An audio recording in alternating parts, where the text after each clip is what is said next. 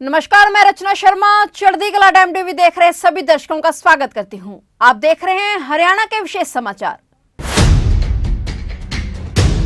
हरियाणा विधानसभा के बजट सत्र का दूसरा चरण आज से शुरू हो गया है। तय समय 11 बजे सीएम मनोहर लाल ने कार्रवाई शुरू होने के बाद शोक प्रस्ताव पढ़े। इस चरण में बजट को लेकर बनी 8 कमेटियों की रिपोर्ट पर चर्चा होनी है। बता दें कि 18 और 19 मार्च को अवकाश है।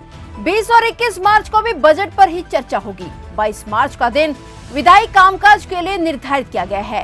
शोक प्रस्ताव पढ़ने के बाद पानी के मसले पर सांसदों के प्रश्नों का उत्तर देते हुए मुख्यमंत्री मनोहर लाल ने कहा कि सरस्वती नदी के किनारों को ऊंचा उठाने और आसपास के रिहायशी इलाकों में बाढ़ के पानी को रोकने के लिए सरकार कदम उठा रही है।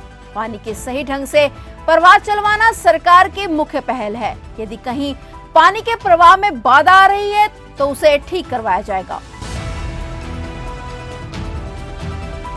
पानी का जो रुकना अगर कहीं से होता है उस पर जरूर विचार करेंगे कि पानी फ्लो जो है नहीं रुकना चाहिए।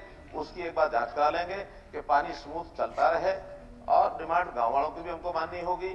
और पुल जो है ये बात ठीक है कि डिमांड के ऊपर बनाए गए हैं, आज नहीं बने, ये बहुत पुराने बने हुए हैं। कम से कम 9 पुल में से 8 पुल तो जैसा बताया 2010 के आसपास बने। केवल एक पुल वो भी 2014-15 में डिमांड आई थी तब बना। लेकिन हमारा कहना है कि फिर भी कोई भी पुल हो, पानी का स्मूथ फ्लो ये हमारे लिए प्राथमिकता है। माननीय सदस्यगण, अब माननीय मुख्यमंत्री जी शोक प्रस्ताव रखें। अध्यक्ष महोदय, इस सत्र के बीच के अंतराल में जो महानुभाव हमें छोड़कर चले गए, मैं उनके निधन पर शोक प्रस्ताव पढ़ रहा हूं। शोक प्रस्ताव संख्या 1। यह सदन हरियाणा विधानसभा के भूतपूर्व सदस्य श्री भूपेंद्र चौधरी के 7 मार्च 2023 को हुए दुखद निधन पर गहरा शोक प्रकट करता है। उनका जन्म 1 मई 1949 को हुआ। वे वर्ष 2005 में हरियाणा विधानसभा के सदस्य चुने गए। वे समाज के गरीब एवं कमजोर वर्ग के लोगों के कल्याण एवं उत्थान के लिए सदैव समर्पित रहे। उनके निधन से राज्य एक योग्य विधायक की सेवाओं से वंचित हो गया है।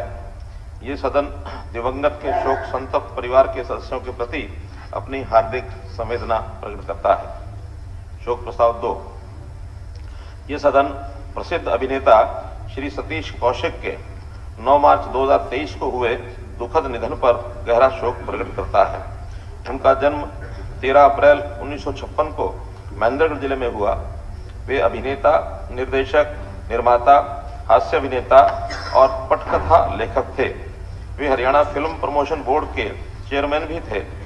फिल्म जगत में अतुलनीय योगदान के लिए उन्हें अनेक पुरस्कारों से अलंकृत किया गया था। उनके निधन से देश एक सुप्रसिद्ध अभिनेता की सेवाओं से वंचित हो गया है। ये सदन दिवंगत के शोक संतप्त परिवार के सदस्यों के प्रति अपनी हार्दिक संवेदना प्रकट करता है। शोक प्रस्ताव संख्या 3। ये सदन प्रदेश के उन वीर सैनिकों को अपना अश्रुपूर्ण नमन करता है जिन्होंने मातृभूमि की एकता और अखंडता की रक्षा के लिए अदम्य साहस का परिचय देते हुए अपने प्राण न्यौछावर कर दिया। इन वीर सैनिकों के नाम इस प्रकार हैं: सूबेदार राजेश कुमार, गांव लक्ष्मणपुरा, जिला भिवानी। लीडिंग सीमैन अमित शोराण, गांव बेरला, जिला चरखी दादरी। नायक सतीश कुमार, गांव जमावड़ी, जिला हिसार। नायक योगेश, गांव महराणा, जिला झज्जर। सिपाही अशोक कुमार, गांव ढाणी जाजमा, जिला महेंद्रगढ़। सिपाही अजय कुमार, गांव गहली, जिला कुमार। गांव किला जफरगढ़, जिला जींद। ये सदन इन वीरों की शहादत पर शत-शत नमन करता है और शोक संतप्त परिवार के सदस्यों के प्रति अपनी हार्दिक संवेदना प्रकट करता है। शोक प्रस्ताव संख्या 4। सांसद श्री रमेश चंद्र कौशिक के ससुर श्री ओम प्रकाश कौशिक, सांसद श्री कार्तिकेय शर्मा के बुआ सास श्रीमती कुसुम शर्मा तथा विधायक सीमा त्रिखा की माताजी श्रीमती निर्मल मल्होत्रा के दुखद निधन पर गहरा शोक प्रकट करता है। ये सदन दिवंगतों के शोक संतप्त परिवारों के सदस्यों के प्रति अपनी हार्दिक संवेदना प्रकट करता है।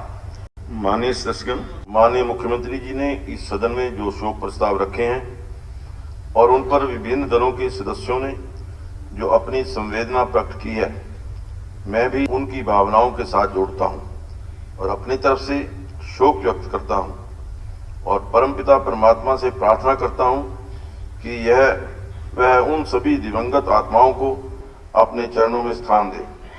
मैं इस सदन की भावनाओं को सभी शोक संतप्त परिवारों के पास पहुंचा दूंगा। मुख्यमंत्री मनोहर लाल ने कहा कि आज समय की जरूरत है कि हम सब एक नई कृषि क्रांति की शुरुआत करें।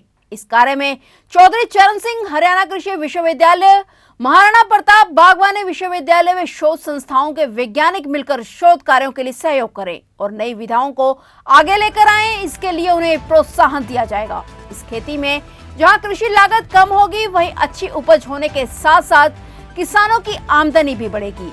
मुख्यमंत्री ने कहा कि किसानों की आय को बढ़ाने के लिए नए नए प्रयोग किए जा रहे हैं। सरकार ने एक्सपोर्ट प्रमोशन काउंसिल भी बनाई है।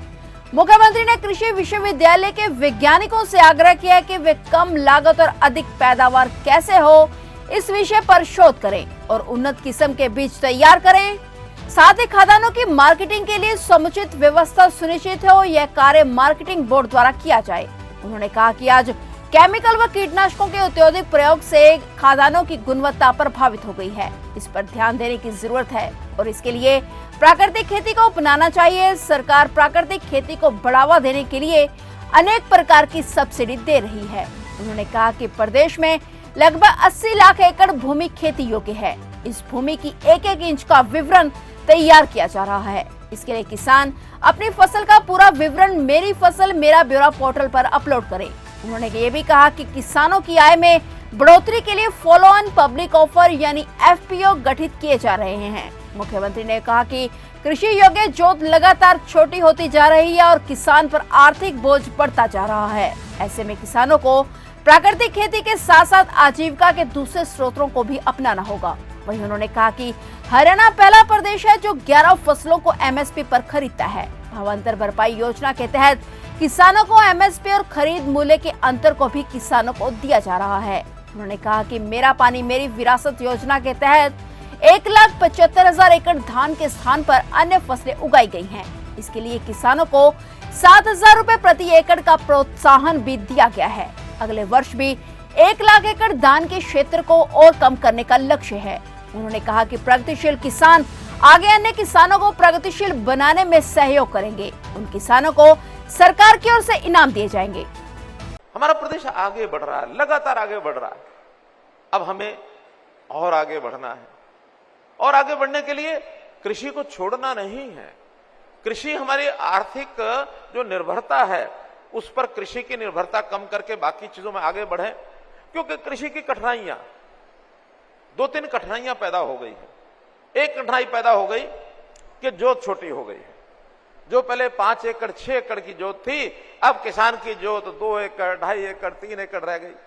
परिवार बढ़ रहे हैं, जमीन उतनी है, बंटवारे हो रहे हैं, उसमें किसान का गुजारा नहीं हो सकता।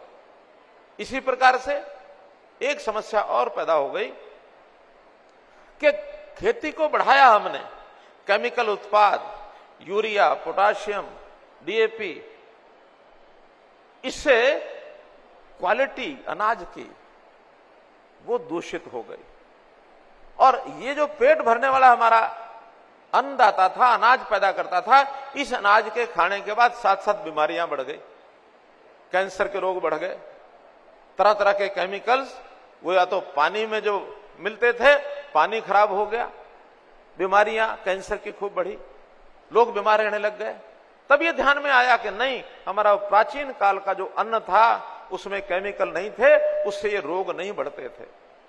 ऐसे ही एक संकट आ गया पानी का। पानी हमारा अपना नहीं था, क्योंकि पानी के स्रोत या तो पंजाब में है या यूपी में है। हमारे यहां तो पहाड़ में एक भी नदी आती नहीं है, यमुना से थोड़ा सा पानी मिलता है। इस संकट से बाहर निकलने के लिए भी जो हमारी खेती बंजर जमीन की थी, वहां भी पानी वाली फसलें होने लग गई। यहां धान लोग उगाते नहीं थे, धान में 2 पैसे की आमदन अच्छी थी, उसमें पानी ज्यादा खपत होने लग गई। और कहीं कहीं पानी की डूब शुरू हो गई क्योंकि विकास के काम शुरू हुए, सड़कें बन गई, बिल्डिंग बन गई, शहर बन गए। जो पानी आसानी से निकल करके नदियों में चला जाता था, नालों में चला जाता था, वो पानी रुकने लग गया। उससे वाटर लॉगिंग शुरू हो गई, जमीन खराब होनी शुरू हो गई। तो ये 3-4 संकट हमारे हैं। फिलहाल हरियाणा के विशेष समाचारों में इतना ही, और नए समाचारों के साथ फिर से हाजिर होंगे। तब तक के लिए देखते रहिए चढ़ती कला टाइम टीवी।